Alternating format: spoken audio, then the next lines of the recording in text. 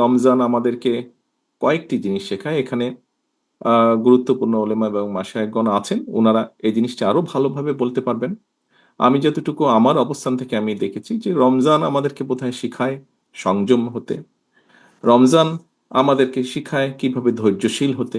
রমজান আমাদেরকে শিখায় কিভাবে আমরা মানবিক দৃষ্টিকোণ দিয়ে মানুষের পাশে দাঁড়াতে পারি।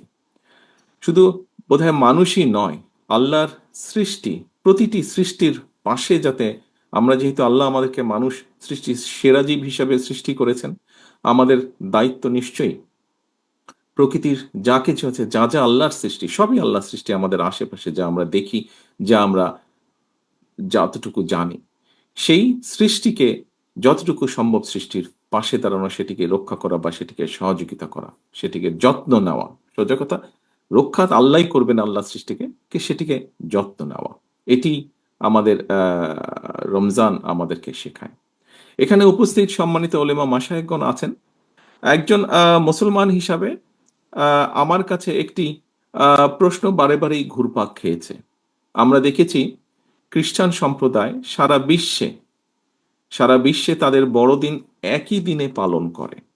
আমি এখানে উপস্থিত ওলেমা মাশায়েখগণকে অনুরোধ করব, শুধু আপনাদেরকে নয়, সারা দেশে আরো অনেক অনেক জ্ঞানী ওলেমা মাশায়েখগণ আছেন।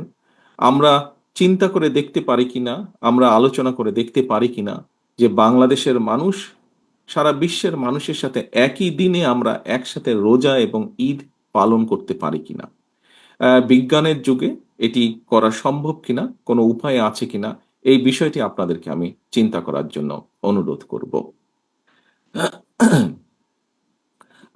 আমরা আলোচনা শুরু করার আগেই একটি আয়াত শুনছিলাম কোরআনে, এবং সেই আয়াতের মূল বৈশিষ্ট্য হচ্ছে যে আমরা মানুষকে, আমাদের আশেপাশে যত আমাদের সহকর্মী, পরিবার, আত্মীয় স্বজন, বন্ধু বান্ধব যারাই আছেন, তাদেরকে সৎ কাজের জন্য উৎসাহ দেওয়া এবং অসৎ কাজে নিরুৎসাহিত করা।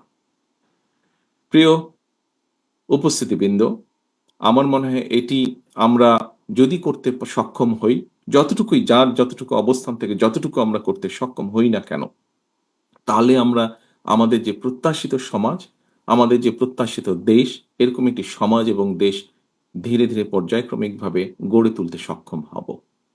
রমজানের এই দিনে, প্রথম রমজানের এই দিনে আমরা আল্লাহর দরবারে আবারও হাত তুলি। আসুন আল্লাহর দরবারে হাত তুলে আমরা নিজেদের জন্য, নিজেদের বাবা মা, আত্মীয় স্বজন, এখানে আমাদের এতিম বন্ধু যারা এসেছে, তারা যেই আপনজনকে হারিয়েছে, তাদের সকলের জন্য হাত তুলে আল্লাহর দরবারে আমরা দোয়া চাই।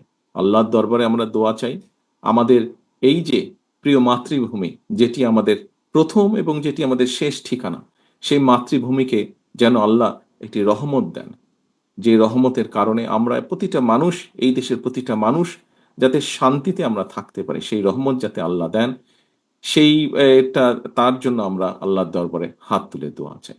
এই বলেই আমি আমার বক্তব্য শেষ করছি। আল্লাহ হাফেজ। বাংলাদেশ জিন্দাবাদ, বাংলাদেশ জাতীয়তাবাদীদের জিন্দাবাদ। আসসালামু আলাইকুম। ধন্যবাদ।